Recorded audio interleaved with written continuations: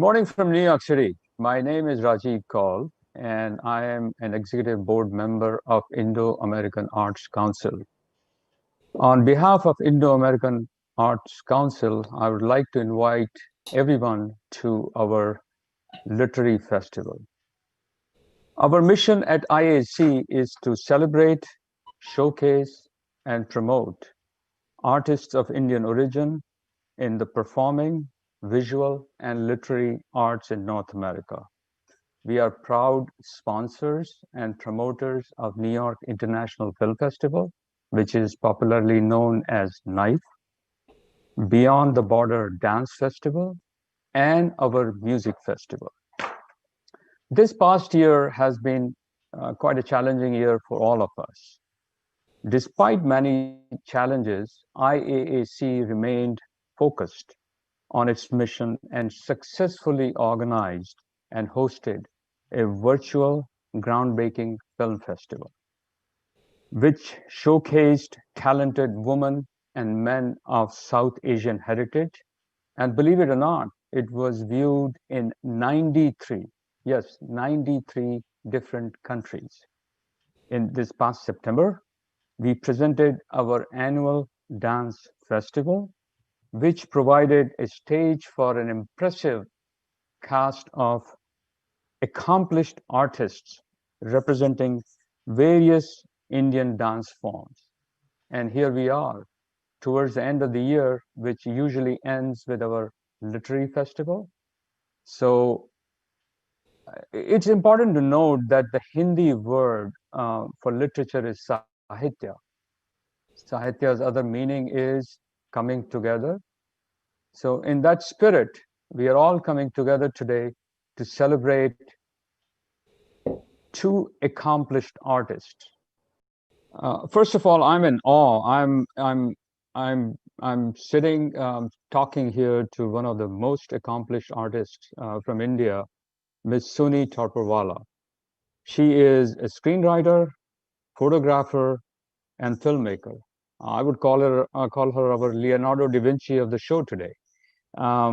She is best known for writing the screenplay of Mississippi Masala, Oscar-nominated film Salaam Bombay, and The Namesake. She has also directed a feature film based on a screenplay of her own, an ensemble piece set in Mumbai called Little Zizou. I hope I'm pronouncing it correctly, Ms. Suni.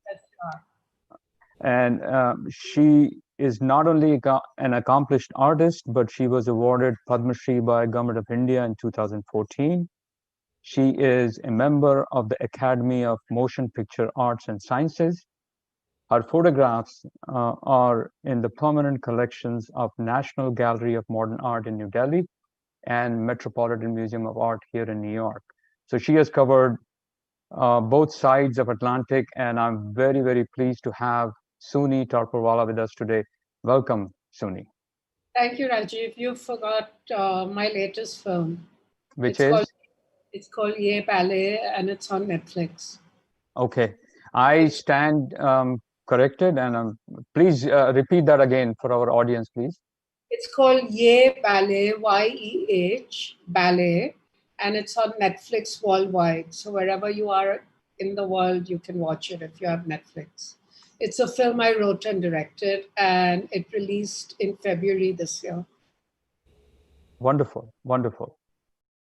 So now the star of the event today, Murder in Old Bombay by Nev March, and we would call her Nev March.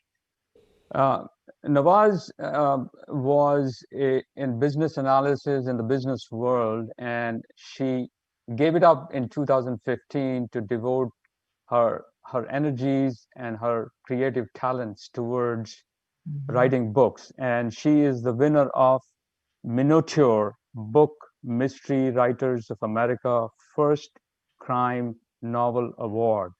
And we are so pleased to have you here. And I would leave the stage in the good hands of Suni, and you guys enjoy the conversation, and I will join you back towards the end of the program. Good luck to you both, and enjoy the show. Thank you. Hi, Nawaz. Do you mind if I call you Nawaz and not Nev? Either way, no Oh, worries. Thank you. so, Nawaz, congratulations on your book. It's really amazing. And I have so many questions for you after reading the book. My first question is how does a business analyst start writing murder mysteries that are not just murder mysteries, but that are period and are all over India? So can you take me through your journey a little bit, because it's very, very fascinating to me. Thank you.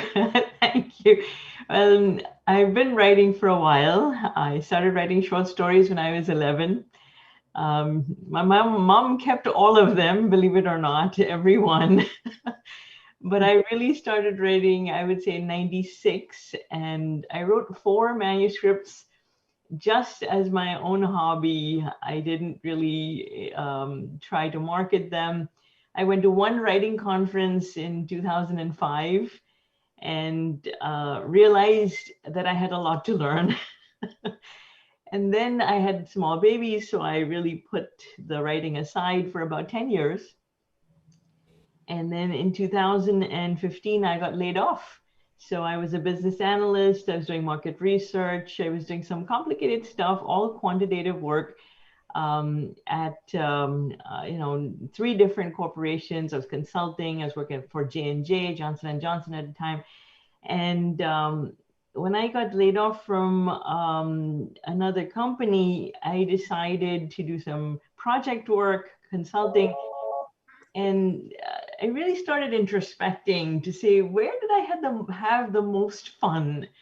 Because this is where I was thinking, okay, if it's ever going to happen, if I'm ever going to switch careers, now's the time. And it was not an easy decision because it is hard to turn away from an income that you get that is reliable. And working in a large corporation, there are huge advantages. But the joy I got from writing, Suni, I just wanted to recreate that. And so I built my plan almost like my own master's in fine arts. I created a curriculum. I decided to read these certain books, cover to cover, literally digesting them, and taught myself writing. I also joined a critique group for the last 5 years. We've been together, which has been enormously helpful. So I did a bunch of online courses and taught myself writing. And this book kind of sprang almost fully formed, almost, I would say, in 2017. In 4 months, I wrote, it was called Rajabai Tower Mystery at the time, now called Murder in Old Bombay. So, two questions. What kind of short stories did you write when you were a kid? And Yeah, go ahead. what are the books you read to teach yourself writing? Oh, wonderful questions. Yeah. So I wrote all kinds of stuff. Oh my gosh. Some of it was historical, but not a lot. Most of it was contemporary. The some of it was science fiction. 3 of my pieces were published in Target, which was a children's magazine in India that I loved. And funnily enough, 2 of those were science fiction, and one was adventure story for boys. It just happens. I wrote a whole lot of stuff. All 4 of my previous manuscripts were historical. They're all historical fiction. They're set in different time periods and in different countries. But this one was particularly close to my heart because it belonged to our own community. It was about our own community. Sorry, what was the second question? What books did you read to teach yourself writing? Yeah, so I read Writing Mysteries by Sue Grafton. That was the first one I started. And I'm just looking that way because they're all listed, they're all piled up there. The Gotham Writers Workshop was another.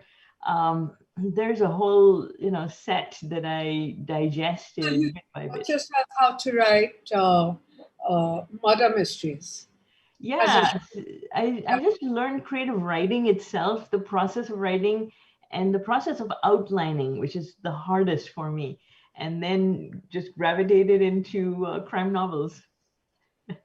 And do you read a lot of crime novels yourself? Yeah, I read very broadly. So my interests go across the board, across genres. And yeah, I do read a certain amount of crime fiction. Some of my favorite writers, of course, are Agatha Christie and Conan Doyle. But not many people know that Conan Doyle actually wrote 200 historical short stories and only Yeah. 50 Sherlock Holmes short stories. Wow.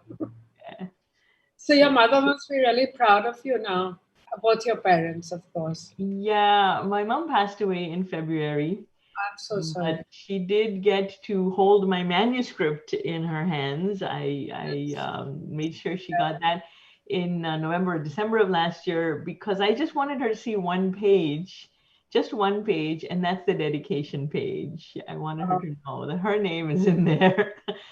And Dad read the book and he's thrilled. He loved it. He was glued to it for a while, which is very nice. And Yeah, my son actually read it as well. So I had a 20-year-old and an 80-year-old both reading my book at the same time. that's great. Um, what was I going to say? Um, yeah, so it's inspired by a true story that happened, as you said, somewhere in the family of Godrej, right? Where two young girls fell off or were pushed off or jumped off Rajabai Tower. Yeah. Am I correct? Yeah, that's right. That was the conventional wisdom was that the two girls had committed suicide. And Rajabai Tower in Bombay University was closed after that incident. It is closed to the public, but I did get to see it. I went up the tower. I got special permission to go up. So the event actually happened in 1891. And if you Google the Rajabai Tower mystery, those words, you will Yeah. actually get the articles about the original crime, the original events. And that's why I named my book after that. The it didn't it was never resolved. It's an unsolved mystery to date, right? There was actually a criminal trial of three young men that were seen quarreling in the hour prior to the girls' deaths. So there was some fracas, something going on there, and three men were arrested and were tried, but there was no evidence, so they were acquitted. But the Parsi community was furious at the time. So there were two petitions that went back to the High Court, one with 60,000 signatures, the other with 40,000 signatures, begging them to reopen the case because Parsis believed in British law and order. That was, it's almost like having the ground below your feet shake when you realize that your own community members, two young girls, could be somehow they're dead and there's no justice, there's no answers. So it stayed in our collective memory. And I know even as a child or as a teenager, whenever I tried to do something overly daring, I would be told, no, that's not a good idea. It's not safe. And rather than going into details of what could go wrong, I would just be told, remember the Godrej girls. That was sort of the code word for bad things can happen in good families. It didn't matter who you were, but stuff can happen.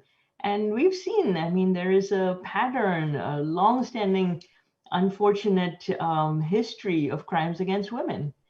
So we don't know exactly what happened. I don't think we'll ever know exactly what happened, but I chose that as the mystery to try to figure out after 130 years, to try to figure out what was happening in India at the time that could get into a complicated situation that could result in this.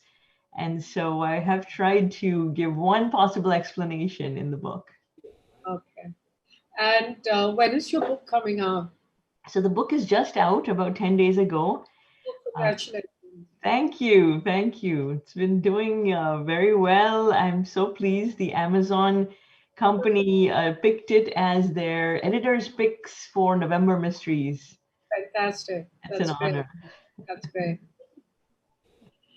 Um, So the main character, one of the main characters, is this amazing swashbuckling Anglo-Indian um, Jim Agnihotri.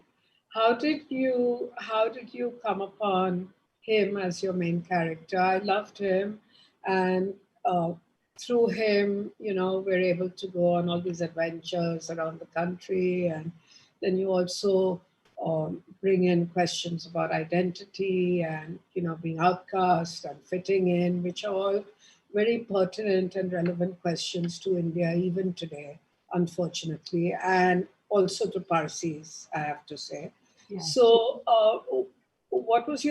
how did you come upon him? And yeah, if you could. Yeah, happy to. Yeah, so it started out very simple. I just wanted a character that had the chops to solve this mystery. So I thought, okay, an army officer, ex-military, he's got, you know, a background that could allow him to be a tough guy. And I said, all right, I need him to be able to wander around all parts of India, not just polite society and, ballrooms and dining rooms. So he has to have obviously, the manners and knowledge to be able to do that, to navigate polite society, but also the ability to, and the interest to go through the other parts of India, what I find more fascinating, the villages and the mountaintops and the, seamy areas of Dockyard Road where I grew up. So to allow him to speak native languages, right? There were, in fact, in history, a lot of examples. I had 3 examples where people either who were Anglo-Indian or were of British origin did end up traveling in disguise and so on. So Captain Jim showed up as this Anglo-Indian army officer right at the start. But then I also made him a boxer. Okay, so he has the chops. He can figure this out. And right at the onset, I had to figure out, well, why is he leaving the army if he's such, a good soldier? And so I realized he's sitting there in a hospital, like he's suffered injuries. Each time, each chapter, each crisis occurred, I'd ask the question, why is he doing this more risky thing? And I just had his voice in my head where he developed into this tremendously layered character where there's grief from the past, there's a sense of belonging, there's a need for family. In fact, some of the more seemingly random adventures that happen in the middle of the book are because of his need for family and his longing for that, belonging. He's lost friends, which happens, and it's crippling, I think, for soldiers when they lose friends, because that is their family. So the entire journey is his search for truth, and he's very dogged. He gets derailed half a dozen times, but the entire journey is his search for truth, but it's also his search for belonging. And this is very relevant, not just in India, especially to Parsis, but to many communities, to people, immigrants all over the world. And we see that in America too. This search for belonging is essential, not just for multiracial characters or people, not just for people who are mixed race, but for many races, for many people. This feeling of being in between, not quite fitting in. Hey, I'm an immigrant. I have lived there in that place for a long time and finally come to terms with it. I know it well. But I also had the blessings of a very loving family and still do have a wonderful family. So without that, I would feel enormously less tethered. And I think that grounding, that feeling of being tethered, allows you to do much more in your life. So I gave him this longing. And of course, somewhere in the middle of the 6th or 7th chapter, his client's sister shows up, from England. And I modeled her on some of the more spunky women of the time, Madame Bikaji Kama, who was a bit of a revolutionary. He didn't get along with her husband, who was a loyalist. and ended up spending the rest of her life in Paris because she would not sign a bond to the British government that she, refusing to write seditious things or whatever. So she could never come back to India. Madam Bika Jikama. And then you have Cornelia Sorabji, India's first lawyer, first female lawyer in the British Empire.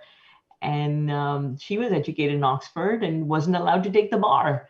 So there's many women like that. The lady who created Avabai Petit School, the founder of my school, was one such spunky girl. So Diana, Lady Diana, is that kind of spunky girl, rebellious, chafing against tradition. And of course, there's going to be romantic elements to the plot at that point. So the plot is developed. Would you call this a feminist book, novel? Yeah, it is definitely a feminist book, but here's the thing. The entire book is from a young man's point of view. And I think that is the key element missing perhaps in today's feminism, and maybe for the last century, is men should be feminists. What's wrong with that? Why can't men recognize that it empowers them? They are stronger when they have strong women around them. This is not a battle. This is not a one person wins, another person loses. Everybody benefits when you have strong women. So empowering women should be a man's job. Yeah. Well, some women would say we don't need men to empower us. We can empower ourselves.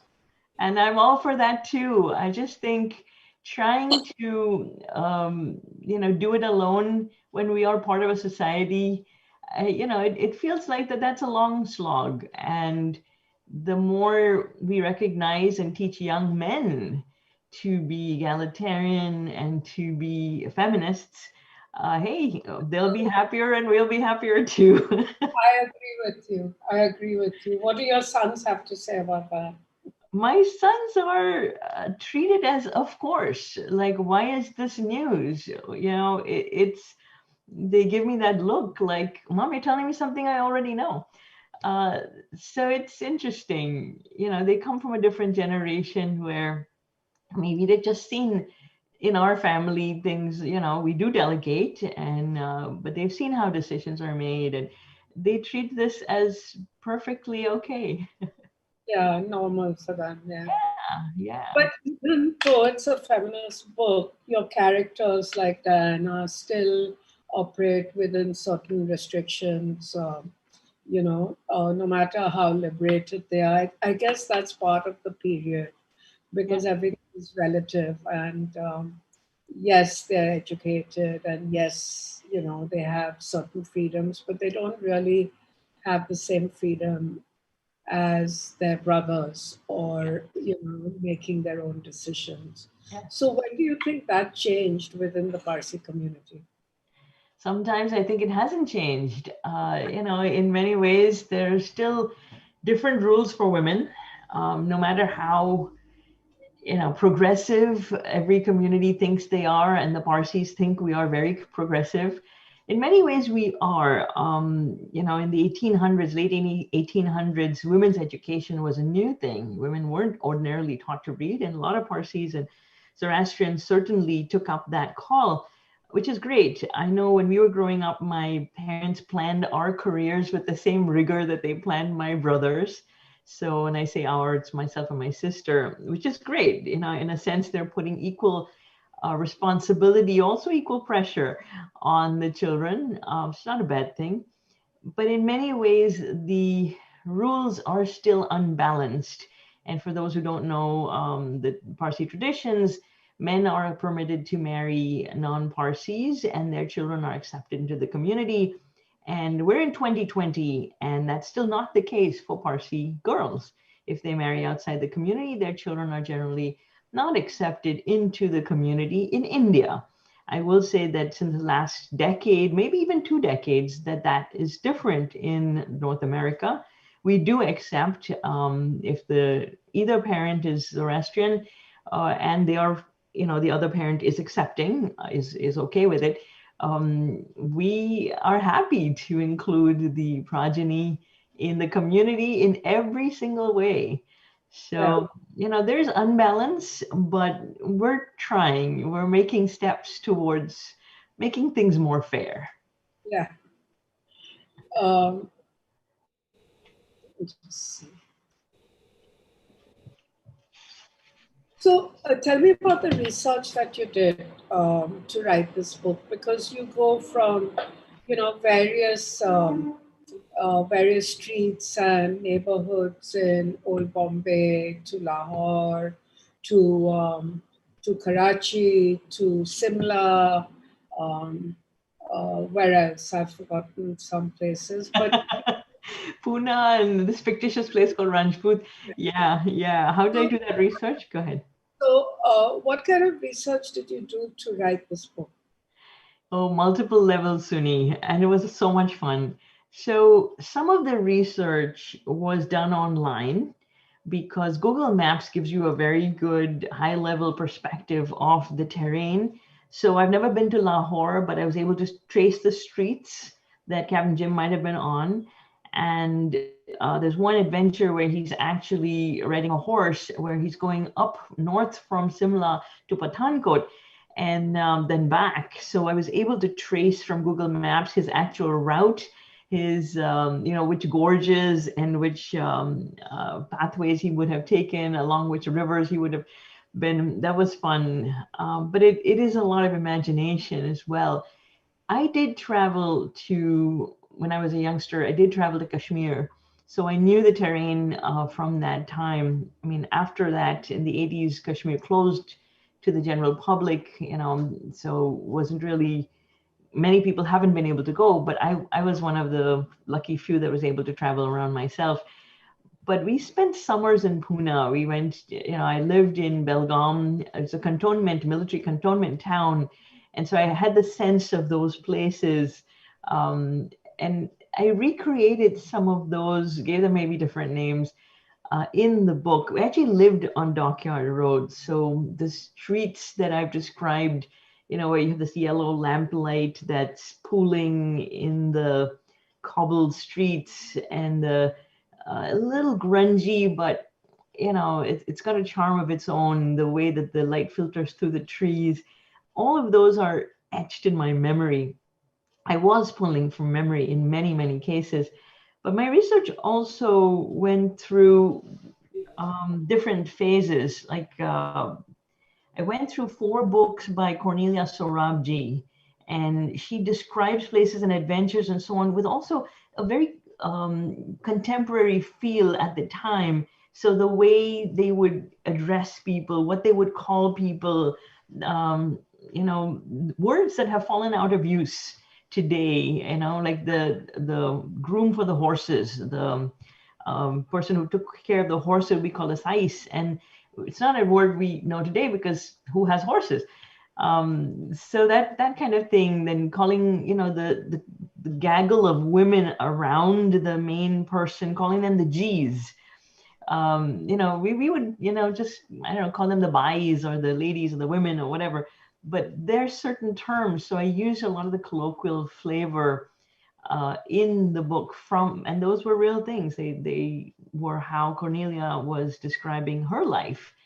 I also read books by British administrators about how government was organized, the governor's council and the local people representatives on the council, how the police force was organized. And there's adventures from this guy, Charles Forget. My uncle lives on Forget Street in Bombay. Right behind it. Yeah, there you go. So, yeah. it. Yeah, so some of those, the adventures of Charles Forget in actually quelling the rebellion from coming to Bombay, Bombay being the heart of the empire, it had actually flared up in Kolhapur, which is not like 100, maybe 100 miles, maybe less than that, away from Bombay. So if it would have reached Bombay, that could have been the end of empire in India. That's the mutiny you're talking about. Yeah, so during 1857, the mutiny was, of course, Jhansi and all the way up to Gwalior, which is all North India. And most people think that Bombay was untouched. that, oh, we were all loyalists. And no, it wasn't quite that simple. So I did a lot of research that uncovered realities, not just of the Sepoy Mutiny in 1857, but also the backlash, 1858, the way that the East India Company officers were without any kind of restraint. They were killing civilians. And a lot of that was not published in newspapers because, again, the information was limited. But it is recorded very clearly in British records, which are now all online. Really? Yeah. So there is, they called it counterinsurgency, right? Because the rebellion was not considered a nationalist movement. It was considered mutineers, and they were all considered criminals. And they were hanged, they were blown from cannon. And actually, I have an eyewitness testimony that was handed down in our own family. So my grandmother's grandfather wrote this book called Bejan Ni Bekhasi, which is like the helplessness of Bejan. It's Gujarati poetry, rhythmic poetry with iambic pentameter, and it's 150-year-old poetry. So we could not translate it, our own family, we could not read it. I had it translated by this lady in Australia, one page at a time in 2005.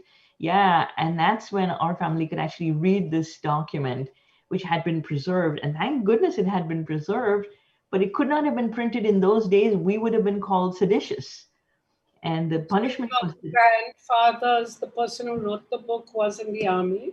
So my grandmother's grandfather, Bejanji Fardunji Jhansiwala, was actually a messman, so a cook. And he took care of two companies at one point in time. He cooked for them. And he was an eyewitness at the time. He actually at one point got attacked, personally attacked, and he had to kill a man.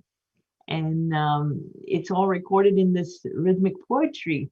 So reading that, I realized that the backlash to the mutiny was horrendous. I mean, everyone's heard of Jallianwala Bagh, which came much later, but the tragedy, that set the British off into this rampage was really the Bibi Ghar massacre, where about 200 women and children were slaughtered with knives and thrown into a well. Horrible.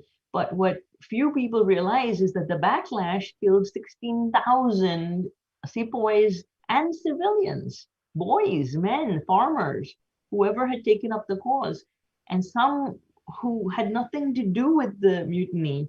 Some people who had hidden mutineers and were protecting family members, but the backlash could have killed many, many more than that. So there are different estimates of deaths given in British records, but no wonder after that. How do you access these British records? Sorry? How do you access these records? Yeah, so a lot of searches on Google will bring up the discussions in the Parliament about the mutiny and the actions of the different leaders of the mutiny afterwards, the leaders of the British Army afterwards, because Queen Victoria took an interest and disbanded the East India Company, as you know, and took control of the crown, took control of the army at that point. So you have records of these misdemeanors and events discussed in Parliament, and they're discussed in the newspapers. And so some of them are, they're JPEGs, they're pictures, so you have to go in and zoom in and get the information. But there are PhD papers written on the counterinsurgency efforts, and some of those are just very hard reading. Right. So was this a poem of your great-grandfather's one of the seeds that started you writing this book? I think so. I think I'd had it in my mind ever since we had it translated that, wow, nobody knows this, because I haven't come across anyone that had an eyewitness testimony of the time. I know lately there has been a publication by a sepoy, in the Indian Army, and he had a book has come out by that gentleman. I'm forgetting the exact name, but it's on Life History India on that website. And I was delighted when I saw that. I haven't seen any other such documents. So this family relic Yeah, that's was a amazing. seed. Yeah, yeah. And it's the mystery. In the heart of the book, there's this mysterious letter, and it is based on reality. Yeah. So take me through when you first thought about writing the book to your process of writing it, how you wrote it. Yeah. And Oh, this is such fun. How did I write it? Oh, goodness. So I'm a plotter. There are pantsters and there are plotters. you know And what? the people who write by the seat of the pants are called Yeah. pantsters, Oh, okay. for lack of a better term. And people who write, Yeah. people who write detailed outlines are called plotters. Right. So I am very clearly in the camp of the plotters. Well, with my business background, you can imagine that I like to create a project plan, I like to organize time, material, I like to organize things. So I started out working with this critique group, and I used to bring a story here, a couple of pages there, a poem, and really listening to them discuss their pieces and share their pieces and giving my critiques of their pieces. And in 2015, 14, 15, and 17, I came to India multiple times those years for my parents' medical needs. Like many immigrants do, when our parents get a certain age, you get the phone call saying, "Can you come?" And so, yeah, you jump on the next plane and you go. And when I came back in 2017, I had this idea that was percolating around in my head about the Rajabai tower deaths. I had read an article in Parsi Khabar which regurgitated the events of the time. It was just an article describing the murders. Well, at that time it was called the suicides, and questioning whether it could be a murder. And some of the details that they had shared in that article just seemed flat out, strange. So I had it in my head, and I was even in India, but didn't do a whole lot with it. When I came back, I had this sense of, okay, let's create a detective and let's see where this goes. So I started an outline, and I had the beginning and I had the end. I just didn't have the middle. So as these things happen, in 4 months, the book kind of pulled itself out of me. And I was writing nonstop all the time. So you became a pantster. Well, to some extent, yes. And most of the time I was just looking at that outline and writing it, but the middle just happened. It's the characters kind of hijacked the book, especially That's Captain always Jim. That's Yeah, always right. It's exciting. It's called the Writers Trance. I'm told now there's a name for that. At the time, it was actually a scary experience because I felt I was getting addicted. And any loss of control is a little worrisome. And this was so obsessive. Uh, it is hard to describe. It just was a delightful experience because I was so immersed in it. But I rarely looked up to eat. My family would ask, did you even eat? The food is still out there. I'm like, oh, well, it was 3 hours ago. Okay, I better go eat. I slept very little, and when I was sleeping, I was dreaming. So I'd go to sleep at 2 a.m., wake up again at 4 a.m. because something was in my head. I'd get down, write 2 pages, go back to bed, get up again at 8 because the thing was constantly watching a video in my head and repeat over and over until I wrote it down is the experience I was having. And it was enthralling, but also frightening. So at one point, I actually called up a friend of mine, one of the critique writers, and I was panicking on the phone. I was like, something's happening to me. I'm not sure it's a good thing.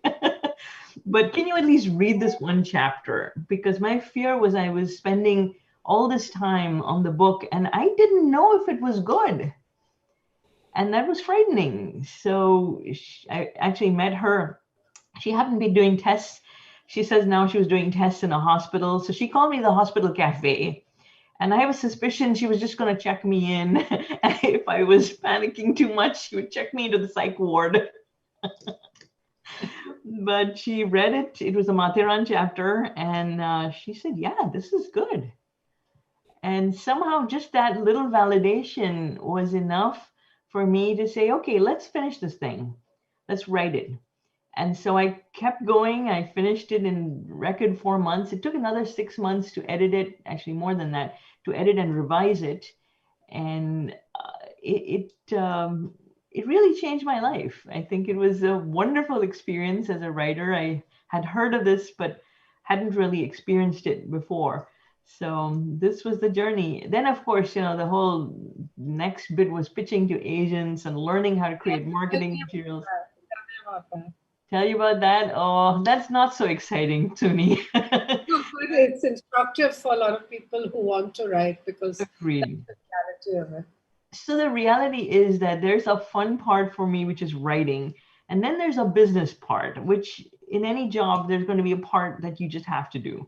And marketing is necessary because no one's going to know about the book unless you can get it out there. So what I had to do was create a pitch, which is a short description of the book, but give a few elements, not the whole plot. And then write up a query letter and then send that out to agents. Well, how do you find the agents? There, again, Writer's Digest has a directory of literary agents by genre, what they're interested in. So I took that, I moved the entire section of that had to do with mystery and historical mystery. Anyone who was interested in history, historical books or mystery books or both, I put them all in Excel. There was 120 names. And I started pitching them one after another. I mean, being a business analyst, I actually rank ordered them so that I ended up starting with the biggest houses, of course, right? So I merged that with another list called the top 50 agents. And anyway, too much sausage making going on here. I knew that I was going to do a 3-step plan, send out to agents, 120 of them. If that didn't work, if nobody wanted me, then I was going to go to publishers. I had a list of 70 publishers, small presses. If that didn't work, I was going to self-publish, and I had a list of 30 self-publishers. And that was plan A, plan B, plan C. And I was going to give each one of them 6 months, 6 months, 6 months. That's it. That was the plan. So 6 months into the first stage, I've sent the letter out to 90 agents and got rejections. Okay, All of them, well, 80 or 80 plus. Some of them don't bother to reply. But if something's been out there for 3 months, that's a negative. That's a reject. Yeah. Many of them would reject within an hour of receiving the email. Okay, so right up front. Okay, something in the first line. Either the book is too long. It was 138,000 words, which is too long.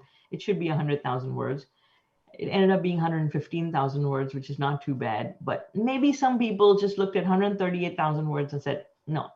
Other people may just not have been interested in India because this is a book set in colonial India. That is not front and center for Americans, okay? I would say 99% of books in America are about America. So again, two strikes, right? Thirdly, I'm a debut author. They've not heard of me.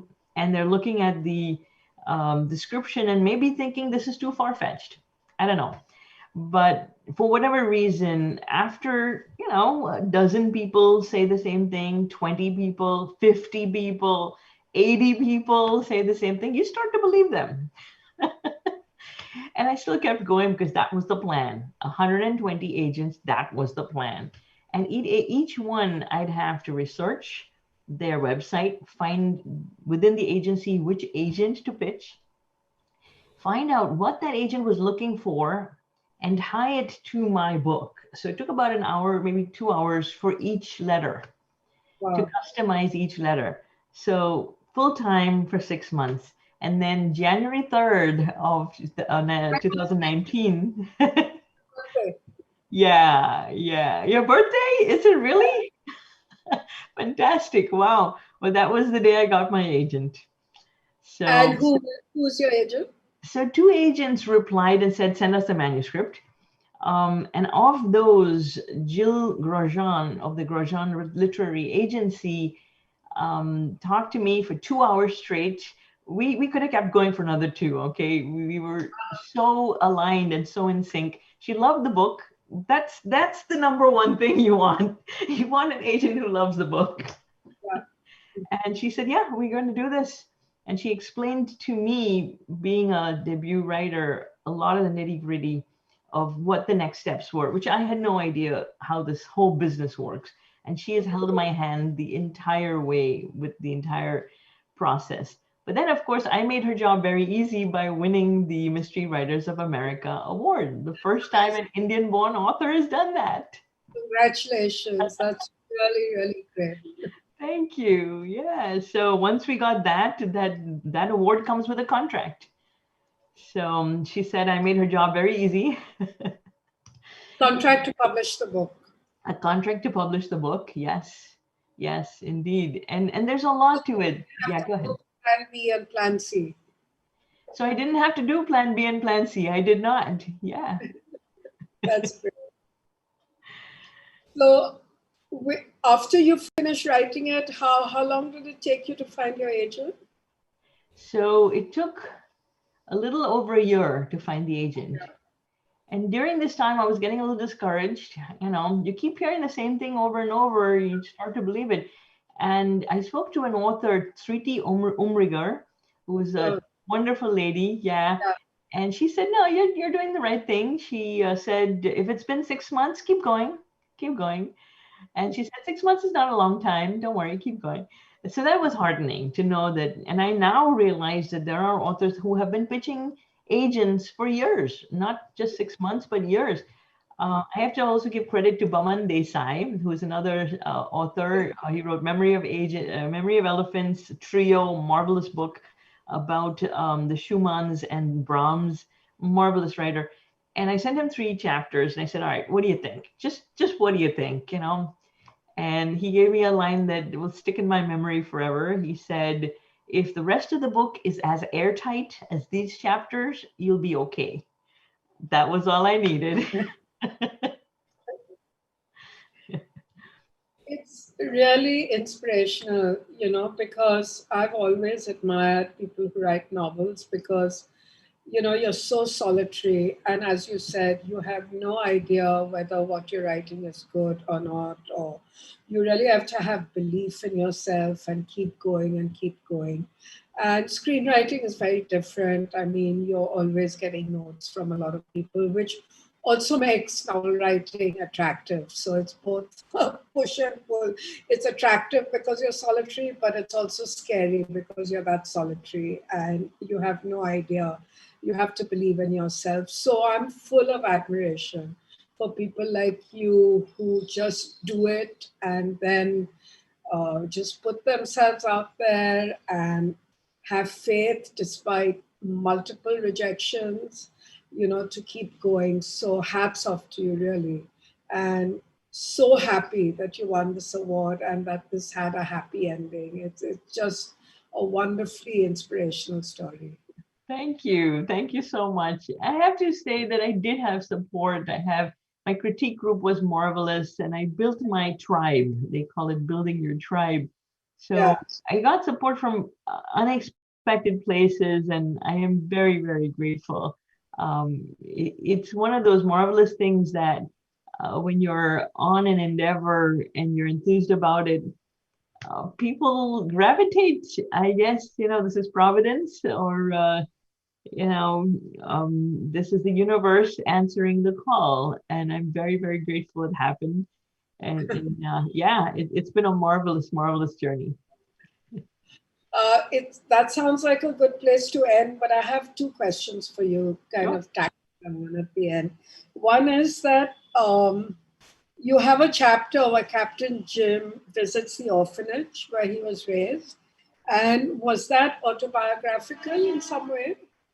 Yeah, absolutely.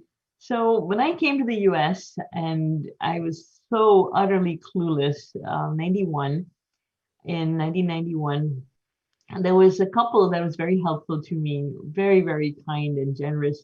And I think in many ways it restored my faith in humanity, this spontaneous generosity. They didn't know me, but they welcomed me to their home. I spent 2 weeks with them. So Sharon was this marvelous woman from Huntsville, Alabama, Southern lady. And she was my go-to for everything. So how do banks work? How do I set up the phone? How do whatever? How does the mixer work? The mixer isn't working. What's wrong with it? And she would say, is it plugged in? Is it plugged in? Obvious question. Anyway, long story short, I kept in touch with her through the years, and I didn't meet her for 20 years. But the one conversation that we had on the phone was very alarming. She said, I'm not feeling well. And she had she had a drawl anyway, but she was talking very slowly. So for the first time in my life, I told my husband, I'm taking the next flight. And that weekend, I went to Huntsville, Alabama. I'd never flown alone before. I'd never, rented a car and gone driving, in a place that I didn't know. Before GPS, you're trying to find directions on a piece of paper. I went and visited her, and it was the weekend before she passed away. Yeah, I was the one holding their dog down while she and her husband were in the car leaving for the hospital the last time she left her home. I was the person who cooked the last meal for her and gave her that hug before she left her home. And I thought she's just going to hospital. They'll give her blood transfusion. She'll be back home. She never came back home. But I was so grateful that I got a chance to see her again, to say thank you. And there's this feeling I had of being guided, because that sense, that immediate sense on the phone call, the first sentence that she said told me, get over there now. And I think you have to pay attention to that. So when Captain Jim, in the middle of the adventure, he's on the way to Ranjput, which is fictitious, by the way. It's modeled on Hyderabad and Balasinor, but I didn't want to use her actual princedom for this.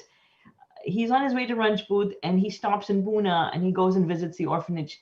That was entirely autobiographical, but I decided to put it in there, even though it's a complete detour, because it tells you a little bit of who he is.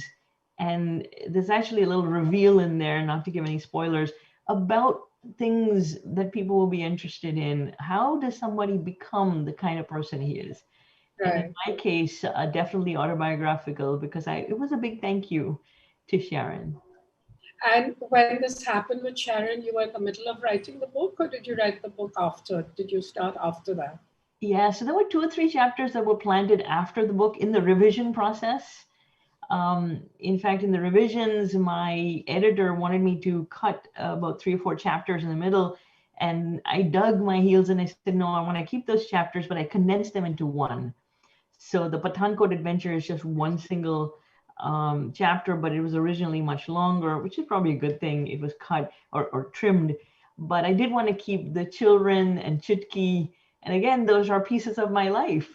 There's a scene in the book where Captain Jim is all beat up, but the children that he's found along the way, they crawl all over him. And that is my husband and my boys right there. And when you met Sharon, did you tell her about the book? No, I didn't. I met Sharon in 2006. I think she'd passed away. So it had not, I was writing in 2017, but this memory was in my mind, and right.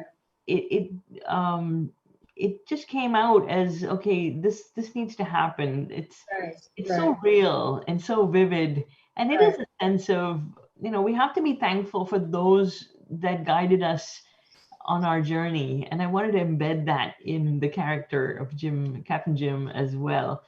So there are many vignettes that came in afterwards, but they're very small, and I wanted, they're there because they're a reflection of me, perhaps, but they're a reflection of truth. Yeah.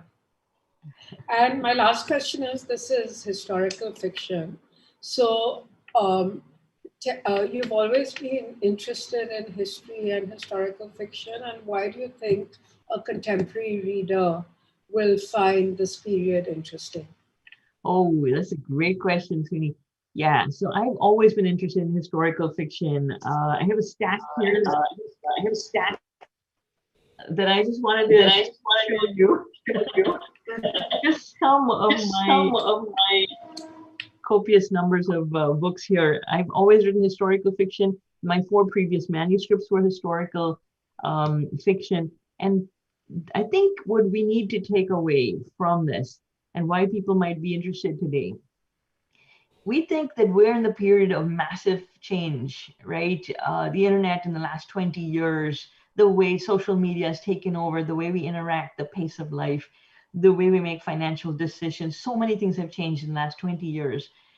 But if you go back 100 years to the turn of the century, there was a period of massive social change and technical change, technological change happening right there.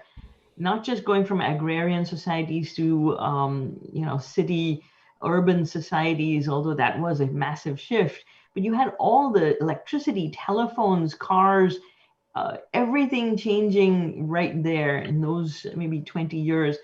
And you also had enormous ills of society, child labor, women without rights. In this country, the Jim Crow, rules and harm that Blacks suffered, enormous amounts of harm to Native Americans.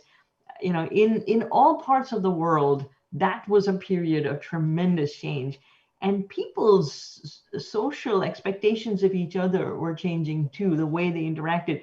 So how we handle things today, when you realize that some people are just not with it, some people are just refusing to change, even though all the signs are there, that is not unusual. That is the norm.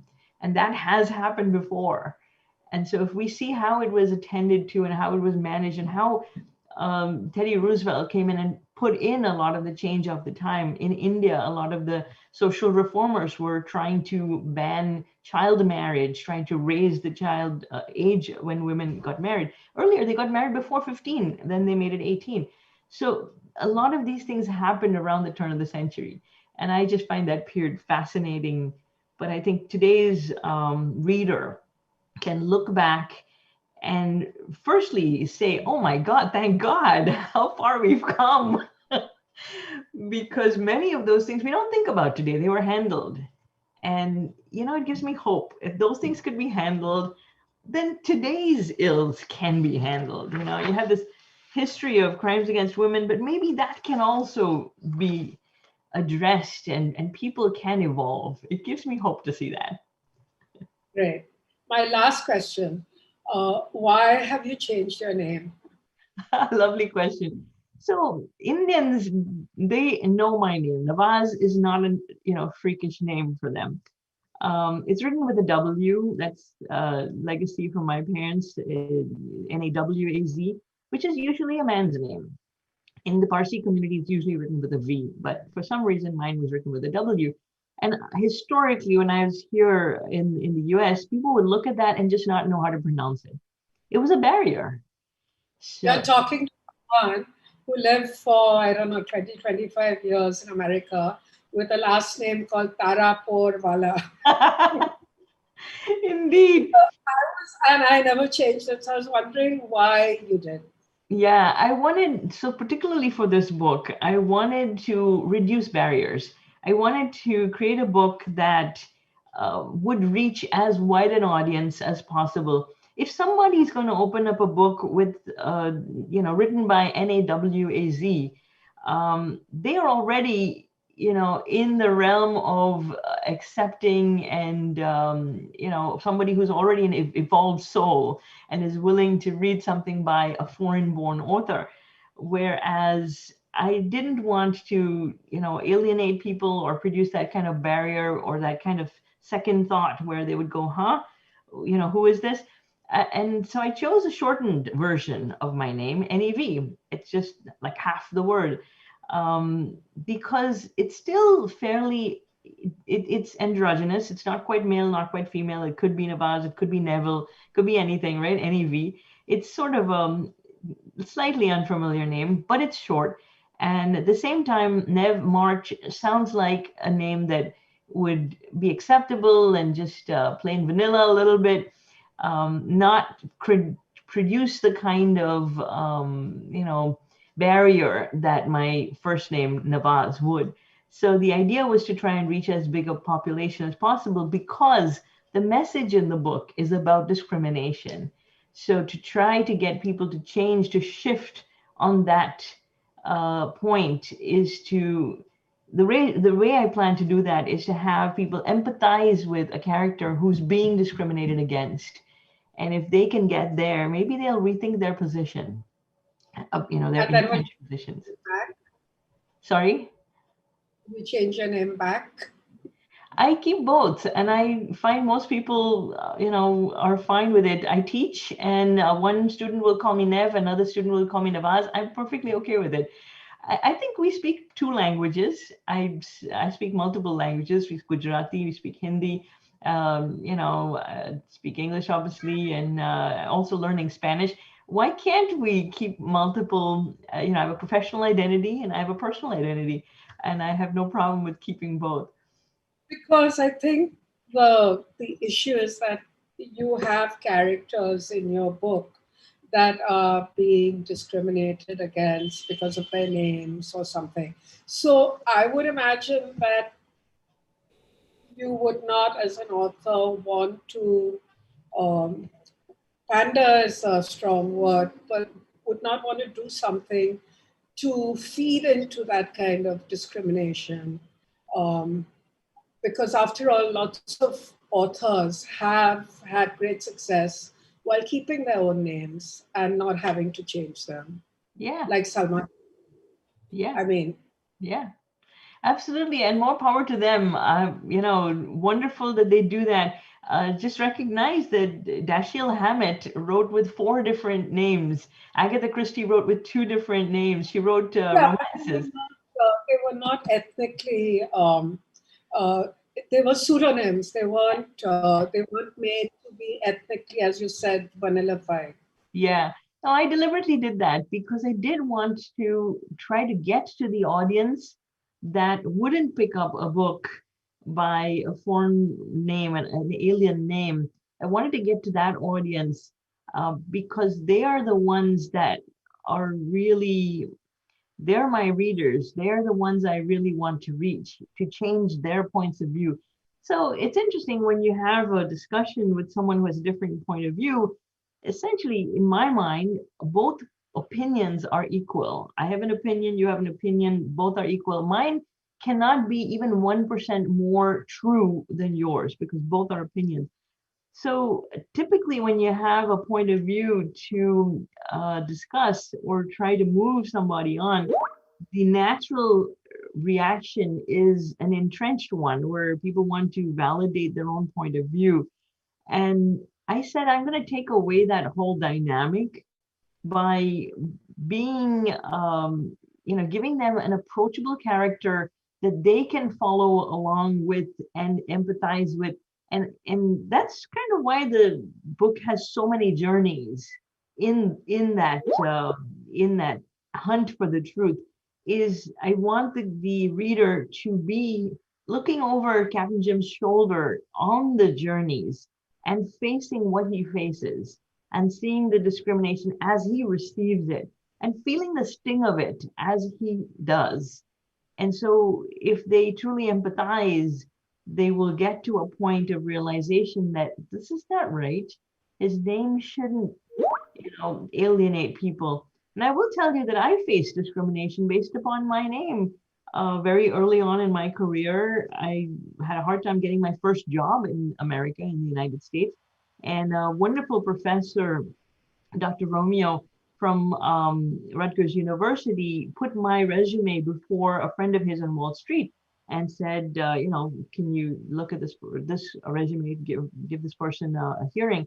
And he called me very upset, going back 30 years now, and said, I'm sorry I couldn't get you an interview. And he said, I might not talk to this person ever again. I'm going, whoa, don't lose your relationship because of me. And he said, no, the answer this person gave was his name is too foreign. His name is too foreign. I couldn't even get an interview because of a foreign name. And so Dr. Romeo said, well, it's a woman. He said, we don't want those either. So this is a misogynistic, racist person who was on Wall Street who wouldn't give me a hearing.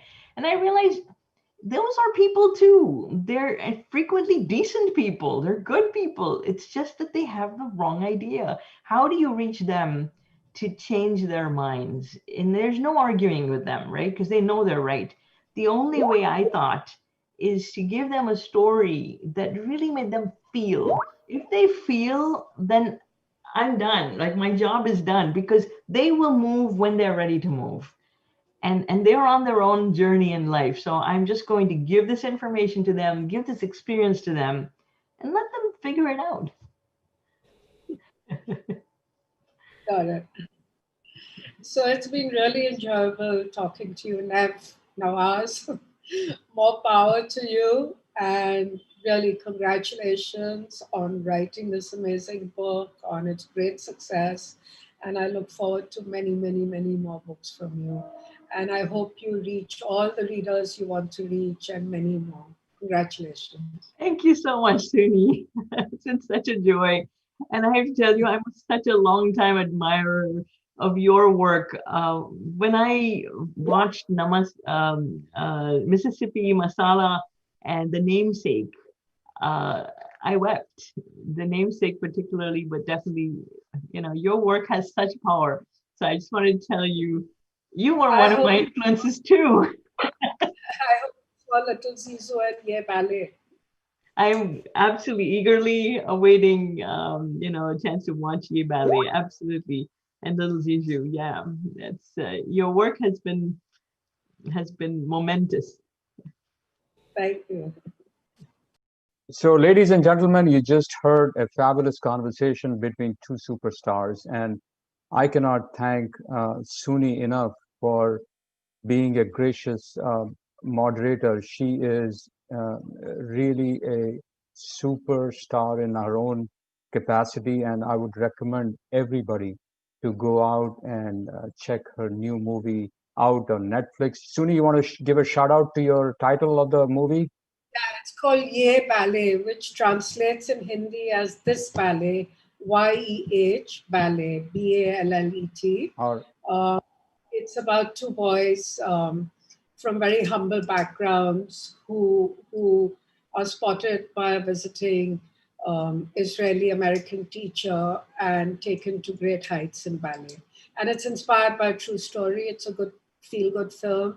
It's available worldwide on Netflix, so please do watch it. Yeah, please do, ladies and gentlemen, and please go out and buy this book, and let's try to make this book a bestseller. And thank you, everybody. I know there are a lot of people behind the scene who make this thing work. And lastly, I would urge all our donors and supporters out there. We have been able to bring this fabulous programming because of supporters like you. So please go out and support us, donate us on our website. Thank you very much. And have a good day, everybody.